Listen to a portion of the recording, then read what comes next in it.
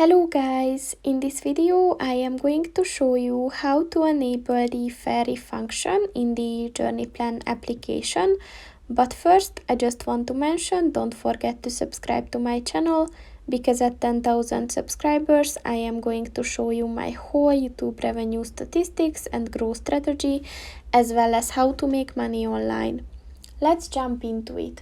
First of all, open the application on your phone.